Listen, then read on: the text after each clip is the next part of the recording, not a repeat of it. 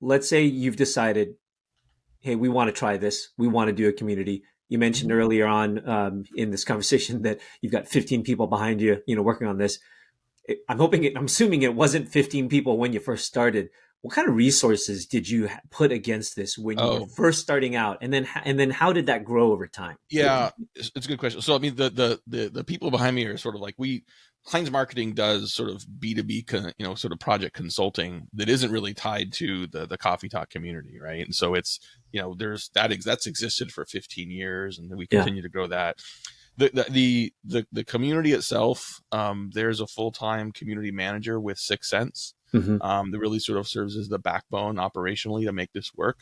Um, I think if you're thinking about resources, I would think about a couple things. One, you want to devote someone to being the backbone operational side of the community, and you need at least one or two people that can be the front of the house, right? To be the moderators. Hmm. And um, ideally, if you can find someone that has some credibility in the space, it doesn't have to be one of your employees. You can bring someone in from the outside that can partner with you on that.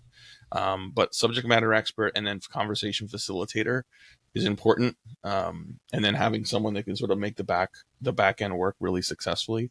I mean, look, this is not something you can just do in your spare time, right? This isn't something Yeah. you can just sort of say, "Oh, I'm gonna create a community and people are just gonna show up and talk." Like now, you talk to people like Heather Faye who have done this numerous times. They say you have to be very intentional up front and devote a lot of time and effort to sparking the conversations and the threads and the discussions to create not only this body of content and threads and value for other people to see, Hmm. but an early adopter group of community members who are going to be your seed group, who are going to be your proactive participants, that are going to be the peer-to-peer stalwarts, at least from the beginning, if not ongoing. Like I think there's a handful of people I could mention that, for the last 3 years have been super active in the community, but evangelists in terms of certain threads who have been evangelists to other CMOs. They're like, oh, you got to go join this group, right?